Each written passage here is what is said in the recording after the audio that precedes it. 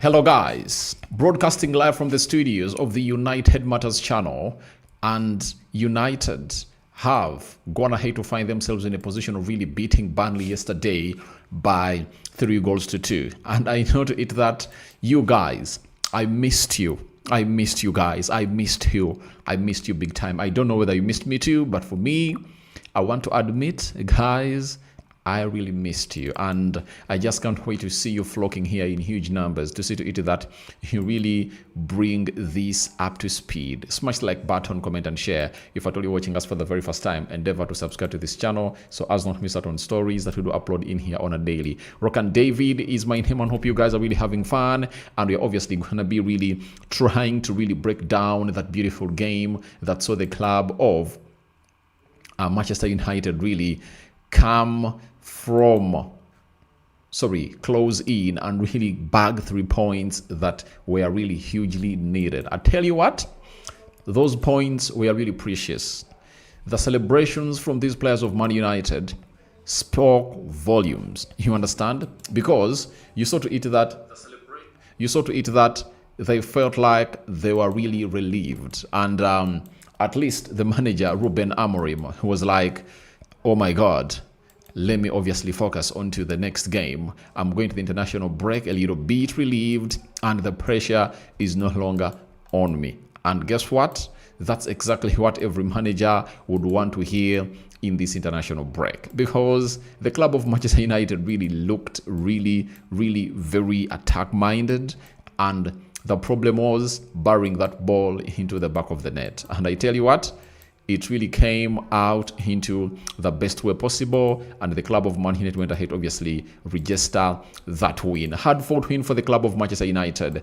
I know you, the fans of Man United, really, at least now having your thoughts clear about the so-called side of Manchester United, and United really had a lot to do into that particular game, and we learned a lot from it. And I know all the people already into the live chat ready to obviously tell me their thoughts. But remember, I've gone ahead obviously pin out a link of what we call a YouTube channel. If you're really a fan of fantasy, that's where we belong. That's where we are, and that's where you can obviously find us. Fantasy has a new home known as the Fantasy View Global. That's where you find us, and that's where you guys obviously gonna be at. Ash Media TV, he has been with us at the Rokani Media Football, and he has gone ahead to follow us here, and I think you are really one of those fans that are really very genuine. Napari Musa, thank you for obviously coming in through. Onen Daniel, it's nice having you onto this beautiful channel of Manchester United. Strictly speaking, Man United, big club, the biggest club in the world. We really have a lot into stock today, as Manchester United went ahead to obviously find themselves get this win. There are things that I really want to start off with before we obviously do the needful about this beautiful game of football. I know you really want me to start off with the game on how it went, but there are facts that I really need to read to you, the viewers of this beautiful channel, to obviously get to know what exactly this game was all about. This game meant a lot to Ruben Amorim, to an extent that there are rumors that if he went ahead obviously lose this game, he would have gone ahead to obviously resign, or really find himself in a position of really having a lot of pressure piled onto him. But he really went ahead obviously getting that win, and it was really a hard-fought win, and these players really showed him that maybe you are here and you want you to be here, and we are fighting for you as the guy in charge at the club of Manchester United in there for you. So how did the goals go in? Obviously, in the 27th minute, free kick was brought into the mixer, and I think it really went ahead, obviously. Casemiro headed it, and as he headed the ball, it went ahead, obviously, deflect a little bit from Josh Cullen, the player of Burnley, and it went in the back of the net. And the first half ended 1-0 in favor of Manchester United. Now, 10 minutes into the second half, Lee Foster came up and obviously did the needful and really leveled up into that starter of the kick staff of the second half. Mbeumo, 2 minutes later, went ahead to give United their lead again. We regained our lead 2 minutes later. And by the way, what was the importance of that Mbeumo goal? It was really very important to an extent that you really understand that if you really want to send a huge message to anyone outside there who really feels like is trying to obviously pour in and really revenge or really come huge at you or large at you, all you have to do is to really stop it. And how do you stop it? As he scores, 2 minutes later, regain your lead and burn down or water down their confidence. Because if they really go 10 minutes in, when they're really level with Manchester United, they start to believe that, oh, we can really pull out a moment of brilliancy and really maybe fight for a point. But Mbeumo went ahead to ruin their hopes of really equalizing. But later, 9 minutes later, they leveled up, and it was 2-2. And let me explain to you what is the result of United taking long to obviously get or regaining their lead again for the third time. After the 66th minute, it took United,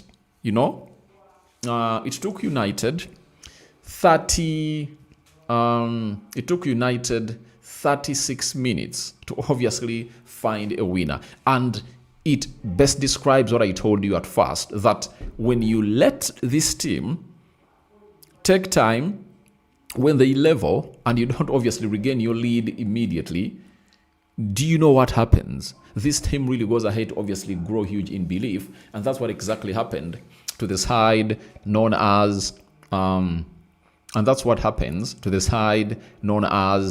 Burnley. They grew into confidence not until Amadi Diallo was brought down in the 90th plus 7th minute, and the referee pointed into the spot, and Bruno Fernandes went ahead to obviously do that penalty. But he never sent the goalkeeper the wrong way. The goalkeeper really went where Bruno went ahead to obviously put that ball, but it was really far off from him, and the goalie couldn't obviously find himself saving his team from obviously losing 3 points. But I tell you what, it was an intense game.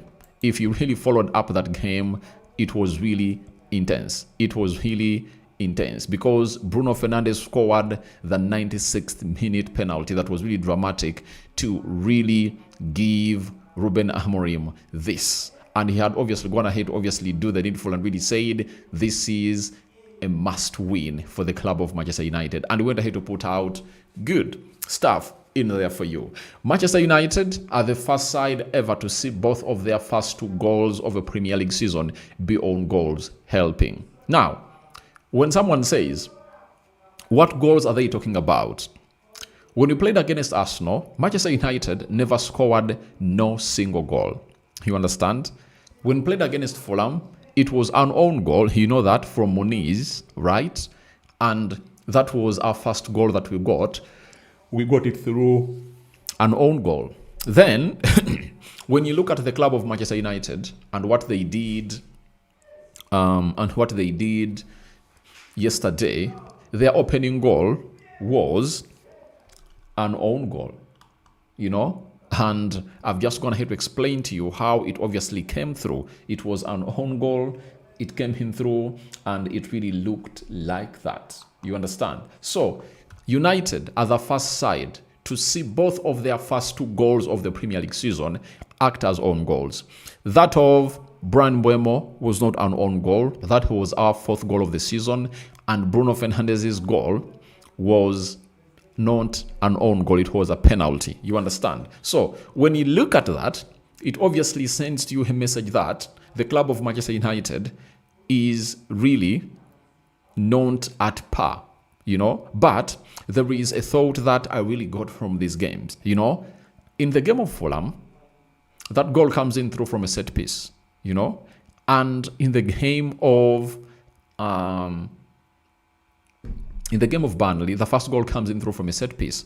that was really well delivered by Bruno Fernandes into the mixer. You understand? So it shows you that the set piece coach who goes by the name of Fernandes is doing something special for the club of Manchester United. And maybe this season, we might really see ourselves really scoring very many goals from set pieces, as you see to it that United is really putting in a very good shift altogether into the mix. So as it stands, the club of Manchester United is really doing well when it comes to set pieces, and I really loved that, because if you are finding it hard for the club of Manchester United to obviously do the needful and really score in open play, then let's use set pieces to obviously try to collect points. Because for me, what I want Amorim to do is, I want Amorim, in the first 10 games to obviously have, because there are 30 points and we've gone ahead to play 3 games, out of the possible 9,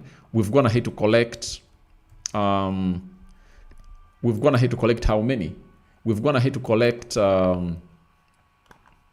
out of the 30, we've gone ahead to collect, out of that 9 points, Manchester United has gone ahead to collect 4. That means we are left with 7 games to clock 10 games, and those are 28 points left. Now, if in the 21 points, we can obviously get in like 15 and lose 6, that will be really good for me, and we will be around 20 points in our first 10 matches. For me, that will be really a very huge milestone for my manager, that is Ruben Amorim, a man that I want to see here and not going anywhere, as I believe he has all what it takes to obviously see Man United really do the needful. He came into this game of football with a lot of pressure. I tell you, pressure was huge. And if he ever not got 3 points from this game, I tell you what, it would have gone ahead to obviously see him sink into a lot of media criticism. But the team really went ahead to put in lots of attacks as a club of Manchester United, and I think the stats really show exactly what United really put up. 26 shots right there. Burnley had 6 shots on target. That really shows you that we lack a lot of composure in the into the mouth of the goal. You can't be having 26 shots at goal and only 6 were really on target. That means your concentration levels are really down, because you need to obviously find yourself in a position of at least putting 10 or half of those total shots at goal on target. Now, in this particular case, if United had 26 shots, they needed to put 20. Man United needed to obviously come and really put up. United needed to put up 13 on target. If you put 13 on target, you can at least get like 4 goals. That is it. And it shows you that Burnley was really more clinical than the club of Man United. 6 shots at goal, 2 of those went ahead, obviously crossed the line. You really understand where I'm really coming in from if you've been following me up as far as all this is really concerned. So it shows you that Burnley were a little bit more clinical than the club of Manchester United, and that is something that we need to fix in here as a club of Manchester United. So thank you very much for obviously watching in through, and let me obviously try to bring in those stats and really put them up there on your screen and obviously view them. And I really want to see your honest opinion, because I was still explaining about the shots that Man United went ahead to obviously get, and maybe some of you are like, a win is a win, we don't even care. But I tell you, we had to obviously kill off this game. That's what I can really tell you. Man United had to kill off this game, and that's what big clubs really do. You have to come in through and really kill off this beautiful game. So those are the stats for the club of Manchester United as compared to those of Burnley. You understand? Those are the stats of Manchester United. Yep. As compared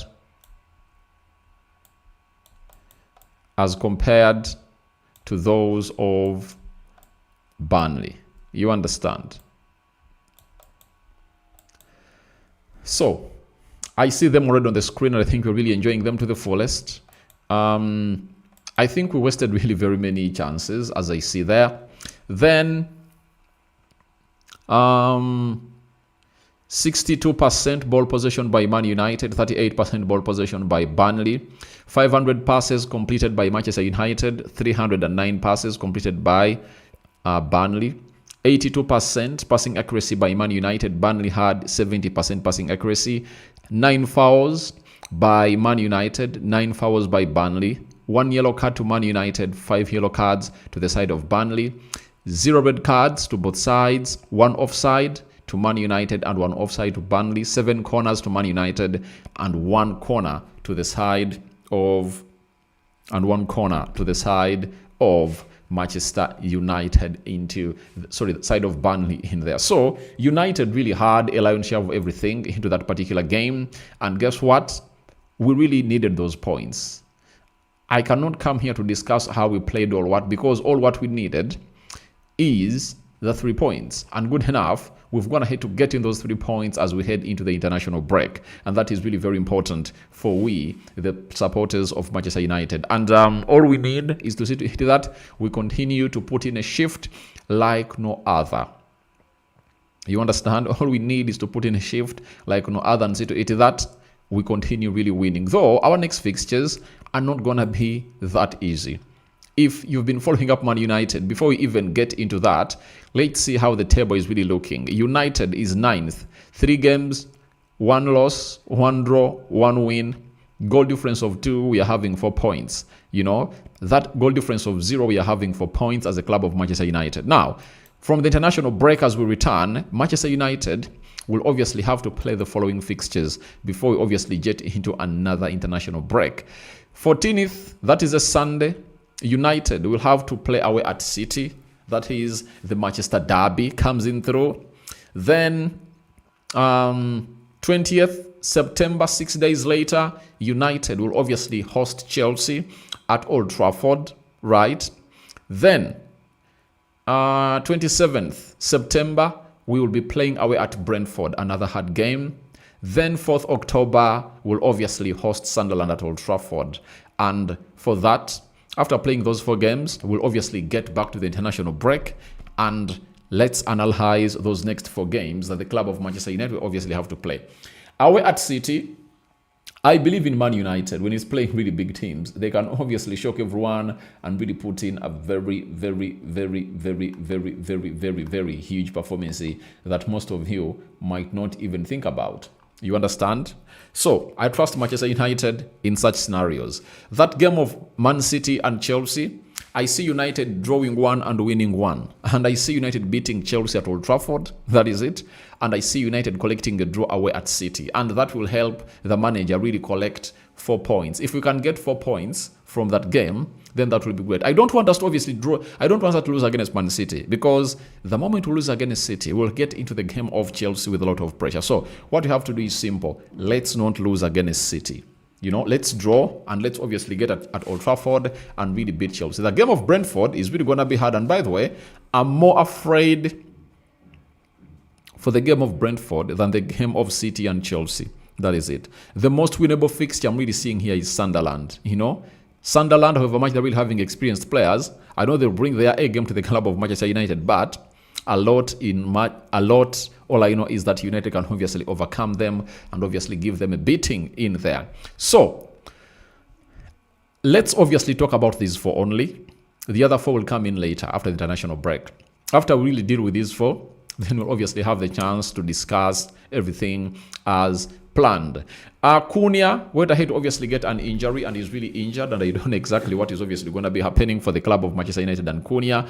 But if he's injured, I really tell you, other players are really there. Joshua Zirkzee came in through and really proved his point that he's really a very good player, and he put in a very beautiful shift in there for Matthias Cunha and really went ahead to love what his efforts were in that particular occasion. So, I think if there is an area that United really has or is rich in, it's that area of number 10s. You understand? And because you're having Mount, Bruno, Cunha, Brandon Mbeumo, Amadi Diallo can plus a 10. Kobe Mainoo can plus a 10. We are really rich when it comes to those number 10s in there for you. The number 10 position is really so rich at the club of Manchester United that we are having them in huge in there for you. So, Man United, obviously collecting their first win of the season. That is really very important. And I think it was longly waited for. It's what we really wanted in Manchester United. And we went ahead to register that win in there altogether. So that's exactly what United put out onto the pitch. And I know most of you went ahead to love what you really saw onto the pitch. Now, after the game of football, obviously we have some submissions. This is a Zini Boswell. How many about that hit from Bruno Fernandes? It's such a difficult week when the pressure was so much. He delivered the crucial goal from the spot to get United. To get United a little bit. A moment.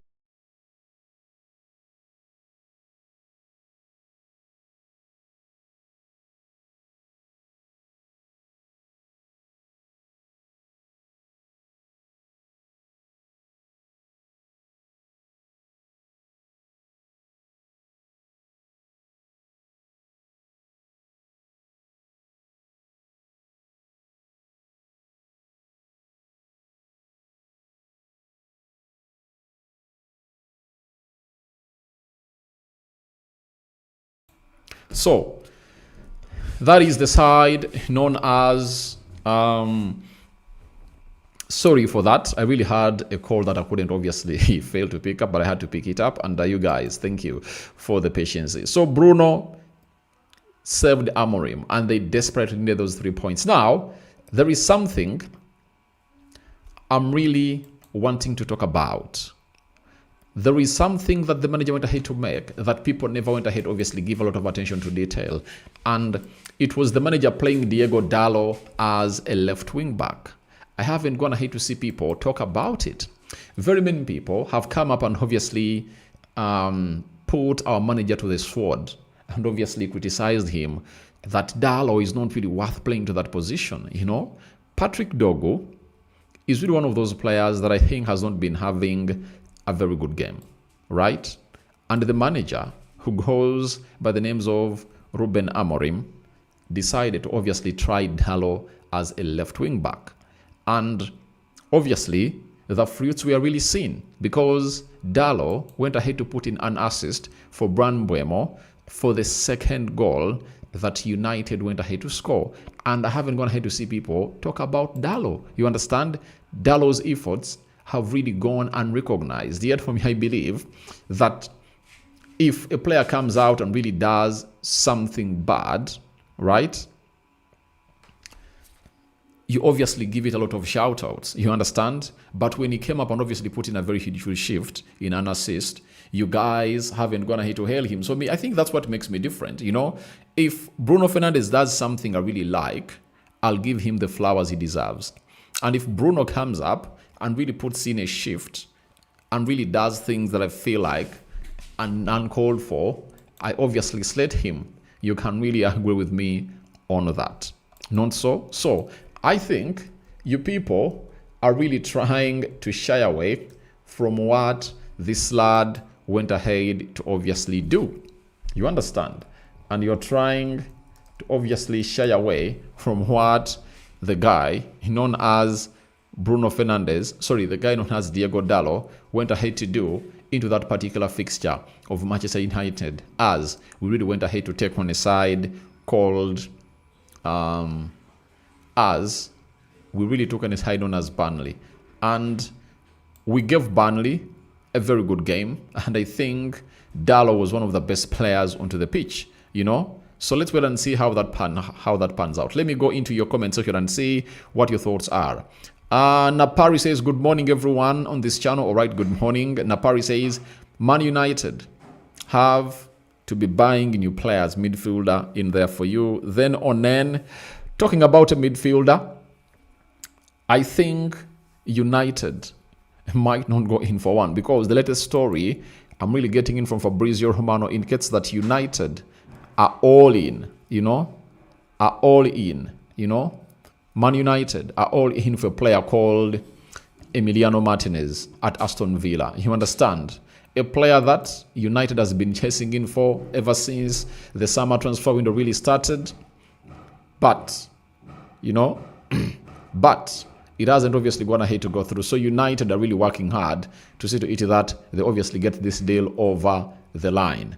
You understand? So as it stands, we are here to wait and see how things really pan out in here onto the United Matters channel. But for the midfielder, I haven't obviously gone ahead to see United linked to any of the midfielders in there. For Douglas Luiz was there, and United couldn't obviously go close to him yet. We know he's really a very good player.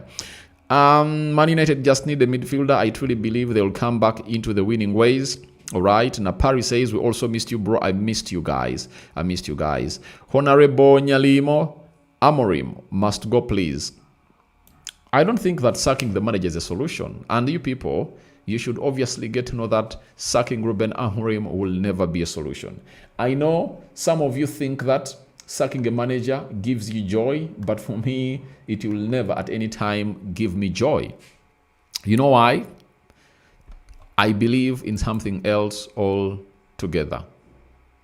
You understand? I believe in something else altogether. I want to see, for the very first time, in the post-Sir Alex Ferguson era, United keep a manager, for 5 years. That's what I want to see. I want to see United keeping a manager for 5 years. That is it. And when that happens, I'll obviously be freed. If he fails, then I'll be like, let's not ever keep a manager here for 5 years. Because right now, we are obviously fidgeting. Let's keep the manager for 5 years and see what will happen. You understand? Because it's something that we haven't gone ahead obviously do in our previous past. Let's all admit. Have we done it? The answer is no. Then Ndubusi Haria let Man United go for the goalkeeper. Emiliano Martinez, I saw a little bit of carelessness into the second goal. I think the goalkeeper would have gone ahead to do better in there. Napari Mosa, it's not for the coach, it's for the midfielder. It's for the coach and the board, because if you think you needed a midfield and a goalkeeper, why didn't you go for them early enough? Golami, Baleba, and Lemons. I think Baleba cannot come in through. We can't come in. However much we're going to get in money for Rasmus Højlund, we are getting in money for Alejandro Garnacho. I don't think that they will obviously spend big on a midfielder and a goalkeeper. Update to all United fans worldwide by legendary elder Nyalimo Joel. I did not hold back when I criticized Coach Ruben Amorim after his controversial statement. We need to win, no complaints. All right. Bijira Prita, good morning, bro. Manchester United need a goalkeeper and a midfielder, and how I don't know why they loaned Vitek. Obviously, Lamens, all Martinez will be coming into the club of Manchester United. DJ Debro says, Amorim is good coach, but the problem is Man United need that holding midfielder who are more work rate. Guys, then they are the problem, because if we know it here that we needed a goalkeeper and a midfielder, and we reach on the deadline day and we haven't obviously gone ahead to get them in, who is to blame? They are to blame. They are to blame. The player will be on Benjamin Sesko, and this is what I went ahead to address. I told you that United never created chances for Rasmus Højlund, and people were like, Rasmus Højlund is bad. And you people forget very early or very easily, because in his first season, he bagged in 16 goals. 5 in the Champions League, 10 in the Premier League, and I think one came in through, was it Carabao Cup or FA Cup? One of those. So you people forget in easily. You understand? So we wait and see how that really pans out. But the side of Manchester United is really having a lot of work to do. But the board is really to blame. Talking about Kobe, I think Kobe has to be in that team. When you talk about physical players and really running and so on and so forth, you think the club of Arsenal has all its midfielders cover a lot of spaces? No, but they're having a Zubimendi, who they know is good on the ball, a Declan Rice, who combines the two, and a Martin Odegaard, who is also combining the two, and they obviously come up with the perfect midfield. Kobbie Mainoo should be playing next to a player whose work rate is really insane, and that's what we need to get in. Nachitende Esther, the team needs more effort. Yeah, they need more effort, and we wait and see. Why did Sesko start off the bench? We need those chances. Obviously, the manager has a lot of things to obviously answer on Benjamin Sesko as to why he really starts on the bench. And shockingly, even when Cunha went ahead to obviously get an injury, the manager brought on Zexi instead of Benjamin Sesko. At that particular juncture, I was like, get in Kobbie Mainoo to play in the double pivot with a player known as Casemiro, and let Bruno Fernandes go into that number 10 position and see to it that United gets a Sesko on. So he never did that, and it shows you that maybe the manager hasn't obviously gone ahead to see Benjamin Sesko into the best shape. But how will you obviously see him in the best shape without giving him minutes? The same applies to Kobbie Mainoo, who still was pushing to obviously quit the club of Manchester United at the deadline day. He was like, please let me go, let me go, So every player is good when he's getting in minutes. No player improves or really gets better if he's not getting in the right minutes in there. Happy Sinchinga, my worry is United may not bring a holding midfielder in this transfer window after failing off on Baleba. However, the team looks positive. That is really my worry too. For the goalkeeper, I know he's going to be coming in through. They're working hard. That's why they've obviously went back to Aston Villa to check on the availability of Emiliano Martinez, if at all the deal of Lamens doesn't obviously come to pass. But as you know, there are very many agents now offering midfielders to Manchester United. United can pull out a deal, they can pull a rabbit from a hat in no time. Nachitende Amorim must play Kobbie Mainoo in the midfield. Obviously, when Kobbie came on, you saw how good we looked and how composed we looked with that reference point in that midfield. Because without him, we don't have a reference point in that midfield that can obviously control the game, cool the pace, and really feel the players playing around him really easy. Because for Bruno Fernandes and Casemiro, they're like, get the ball and just release it immediately, something that I don't really want as a guy of Manchester United. And then, good morning, Dave. How are you? I'm good. Oscar, how are you too? Happy Sinchinga. Kobbie still shows a good player he can be. He just needs playing time. Nevertheless, I wish we should try as much to be snatching points in these early days, like this till the game gets stabilized. Obviously, we have to be really aiming at really snatching those points and obviously putting them in. The moment we keep really getting in those points, I think United will find itself in a position of really collecting more and more and more and more and more, and being more of a threat than what people even think about. Because the club of Manchester United has gone through lots of phases, and I think there are two things that we should obviously be putting better: building and really getting in points, because what will help the manager really stabilize on what he's building, it's if at all the manager comes in through and puts in a shift of really scoring goals, getting in points, and obviously trying out his systems in there. Bijura says the problem with Amorim is that by the time he brings in Sesko, when the team is tired, when they can't create chances for him. I don't think that the players are tired.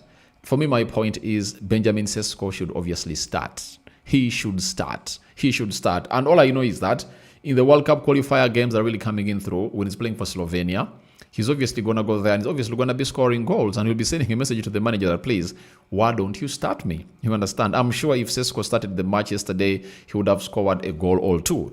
You're right, because we needed that focal point according to how attacking United was. When you look at that second goal we score, it shows you to it that if we really have that person making those runs in the mouth of those goals, Ahmad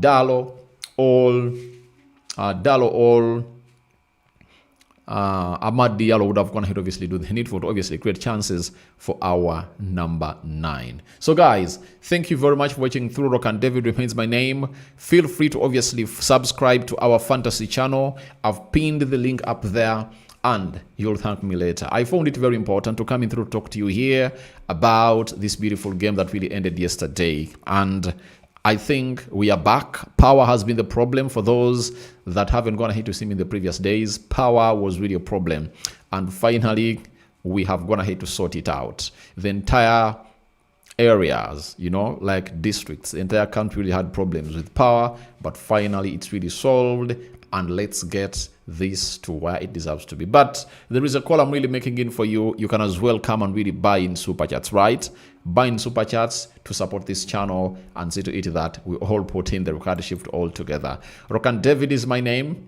I sign out for now. See you later. I'm going to be returning with the Martinez story. Big story that you guys should obviously pay a lot of attention to detail